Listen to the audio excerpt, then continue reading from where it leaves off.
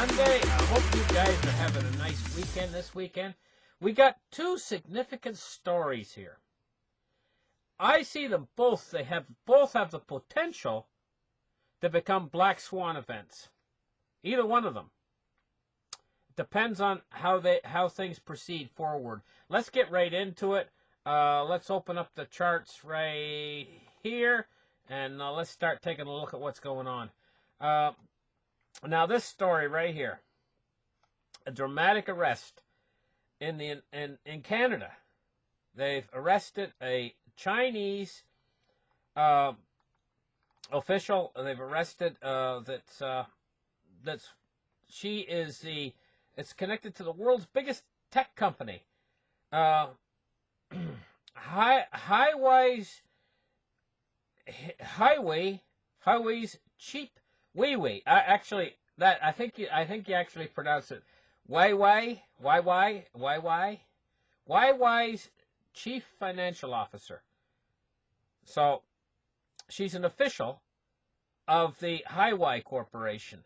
She's a chief financial officer. Meng Wang Zhao. Meng. Her name's Meng. She was in Vancouver, Canada, last Saturday, and the United States, they're working with the Canadian government. Canadian government evidently is going to extradite her to the United States, where she will stand trial for justice with the justice system in the United States. They're going to try her on charges of busting the trade sanctions with Iran. If the extradition is successful. Now, in the article here, it says, if the extradition is successful. Now, here's the point I'm going to make. There's several points I want to make about this. One of the biggest points is the way the Chinese, if you've seen a picture of this girl, I don't know if they got a picture in this particular article or not, but she looks as innocent as a dove. She's quite a beautiful young lady. And she looks like Martha Stewart. Like, remember when they put Martha Stewart in jail? I thought that was the most ridiculous thing ever to put Martha. Like, she's a criminal. Like Martha Stewart's a criminal. Come on.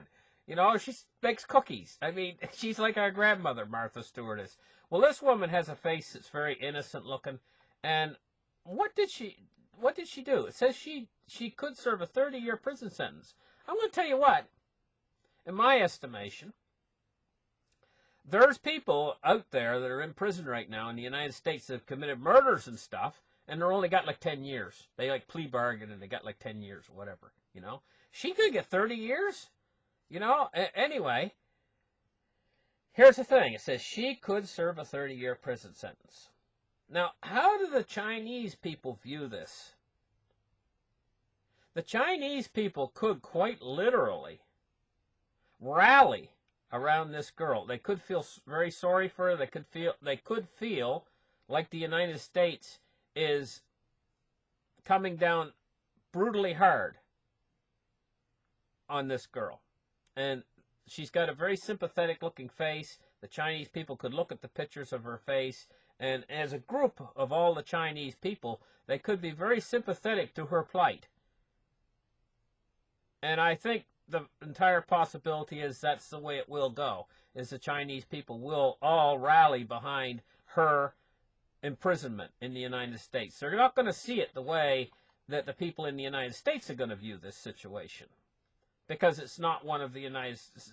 In order to understand how the Chinese people are going to view this, you'd have to pretend that it was China that captured one of our, say we had a young lady that was very beautiful, and she was head of a big corporation like Apple or something like that, and she went over and she was visiting in China, and China grabbed her and arrested her and decided to put her in prison for the rest of her life.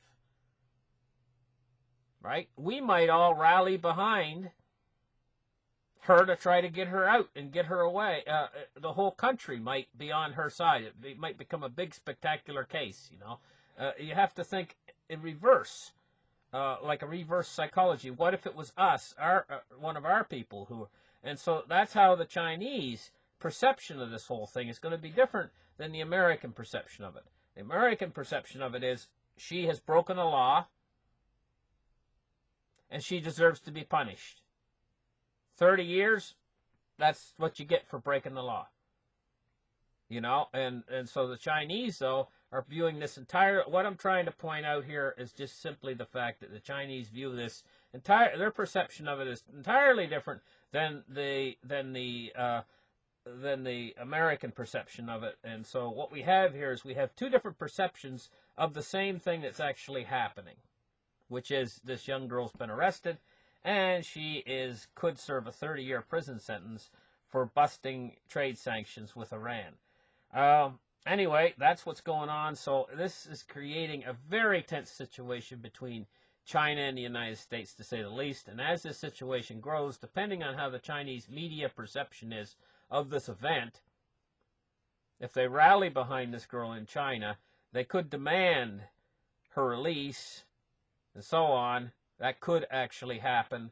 And the United States government is probably not, once they get a hold of this young lady, once she's extradited from Canada to the United States, I can't see them letting go of her. I just don't see it happening. Once she gets in the criminal justice system, and once they start to proceed and they set court cases and so on, they're not going to let her leave. I don't see it anyway. Let's just put it that way. In my opinion, my humble opinion on this, I do not see them letting her leave the United States of America once she has been charged with a crime. I just do not see that happening. I do not see them handing her over to China. But China might demand that they hand her over, and this might become bigger than the O.J. Simpson case was. If you remember that a few years back, how big a case that was in all the media and everything. This might draw more world attention from the United States and China, and it couldn't come at a worse time. Trade talks coming in. There's a trade war going on. They're trying to settle this trade war. This is going to really drive a wedge in everything. This could become such a black swan that it's unbelievable how big a black swan it could become. But guess what, guys? There's more. There's more happening. We've got a situation here that could become an even bigger black swan than that one.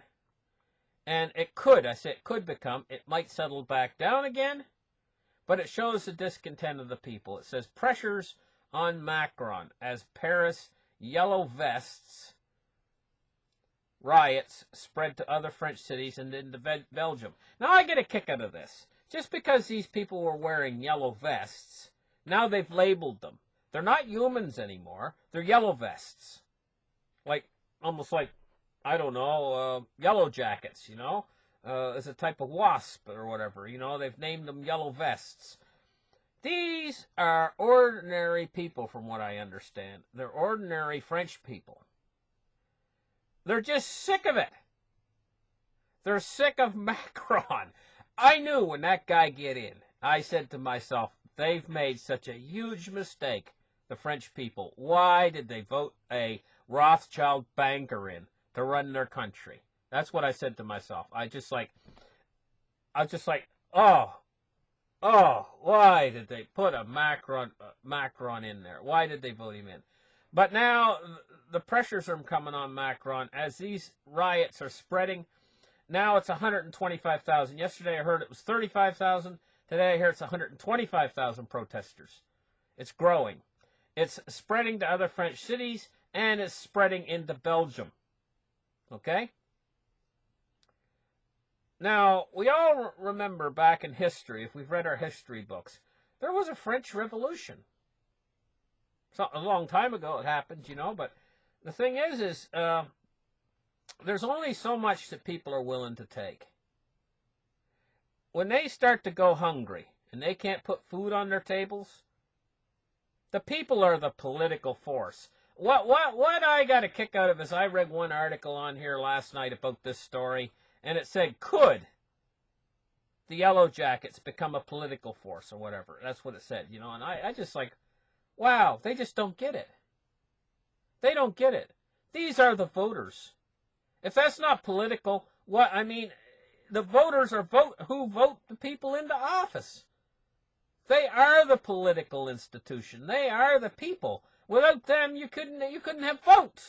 There'd be no vote without them. They are the power. The people are the power. They've always have been. The thing about these politicians are, and they're all the same, they start to think to themselves that they are the power. They forget that they're serving the people. And they keep trampling the people down until a certain point when the people just cannot take it anymore. And they get fed up. They're like, we've had enough of this garbage. And then the people start voting. And they don't need to have, the people do not need to have an election to vote. It's as simple as that. They do not need to have an election to vote. So when these guys in the mainstream media say, could the Yellow Jackets become a political force? Well, they've been a political force all along. They are the voters. They're the ones that put you in office, for crying out loud. They put you in office, and they can take you out of office. They can vote to take you out of office just as quick as they put you in. And these politicians are a bunch of lawyers, and most of them are fat. Okay, Macron, he's not fat or anything. His head's a little bit big in proportion, but he's not fat. Like most, he's not quite the average politician. He's a little bit different because he's not fat. Most of them are great big fat 50, 60-year-old men, you know what I mean? Okay, so that's besides the point. My point is this is a growing thing. It's growing fast because yesterday there's only 35,000 of them. Today, 125,000 yellow vests took to the streets around France with a heavy bevy of demands related to the high living costs. And you notice something? They plan on putting all these taxes in and everything. Do you notice how quick they pull these taxes back when the people start revolting? Do you see where the real power is? These politicians are all a sniveling bunch of cowards. Let them get out there and face the crowds. I say the politicians, if they're not cowards, let them get out there and put up a stand, you know, where they're going to speak, and put up their little speakers and stuff, and let them speak in front of these Yellow Jackets. Actually, they're not Yellow Jackets, they're voters. Let them speak in front of the voters now. Let them get up there and let them give their speech on how they should run the country in front of all of these voters, because that's what these people are. These are the voters. I mean, they were out there doing that when they were promising them a turkey in every pot. Oh, I'm going to give you this, I'm going to give you that, give you this, making all these promises to them. They were out there doing it. But I don't see them doing it now when they've failed to give the people what they promised them. I don't see them getting out there and talking to the people now. Right? Because what would happen? I don't think it would go over too well. That's because they've lied to the people. They haven't given the people what they've promised them. They've added an extra burden to the people.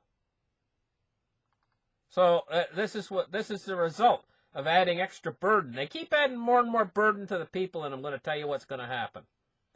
The people have just about had enough. Go ahead and add a little bit more burden to them. Make a few more harsh laws. Add a few more new taxes to them. And let's just see what happens, shall we? Let's just see if this situation gets better. Let's just see. I'm going to tell you, Europe right now is an explosive.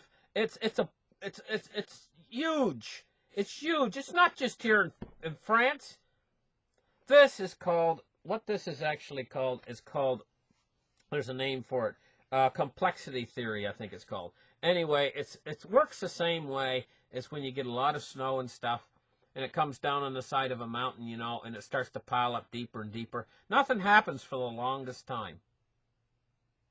But when you get a sufficient depth of snow up there, and it's all powdery light and ready to go, you could be ready for the avalanche. It's still and quiet. Nobody notices it. Until all at once, whoosh. That's complexity theory. So what you're seeing here happening, this has actually been brewing up for this for a long time. The conditions have been getting right. We're starting to get it to happen. Now, you want to pile more snow on top of this situation. Right now, we've got would be a small avalanche starting. Don't know how big it might grow. It could grow huge, but it might stop. And that's the way with real avalanches. Real avalanches, sometimes when they've got a mountain of snow up there, a little avalanche will come off of it first. And then it'll stop for a little while. And everything says, hey, it's fine now. But it's not fine, because you might get more snow the next night and pile up more weight. And then when you might get the big avalanche. So this could be a small avalanche, a small sign of what's to come, and it might go away for a while. They might settle back down again. But don't be fooled. The cause that caused this to happen is still there. And if it grows, that cause, next time when this comes back, it'll be much bigger. That's complexity theory. And this is the way it works. So we got this situation. This is another black swan situation happening. So we got these two huge black swans happening this weekend. I'm keeping a very close eye on them. This one here, I think, with the Paris, all the anger in Paris, it says the man at the focus of the protesters' anger is President Emmanuel Macron. He broke his silence last night to tweet his appreciation for the police. This means that the police are probably really using a hard hand.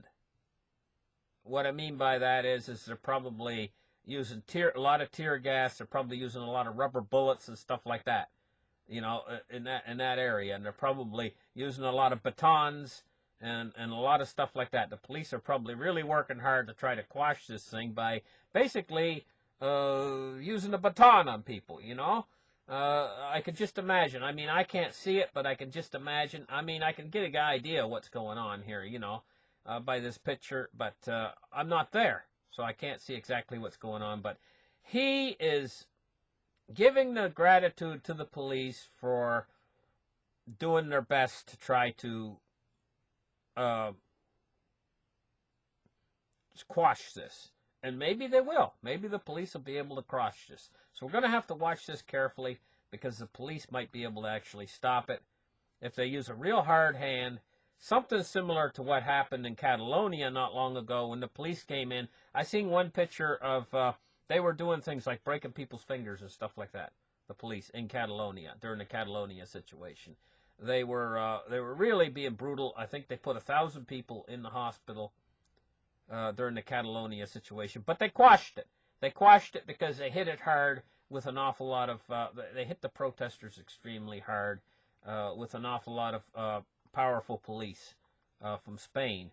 But this is a different situation. But you see, they're dressed the same way. They're all in black. Here's a evidently this is a police, I think this is a police here. And they got heavy, thick eye protection. It looks like his glasses are about 1 inch thick, probably bulletproof glass. Another bulletproof glass shield comes down over his face. A big, heavy helmet, neck protection, pads, probably a bulletproof vest under all that padding. I mean, you could run this guy over with a tank, and it probably wouldn't hurt him. You know what I mean?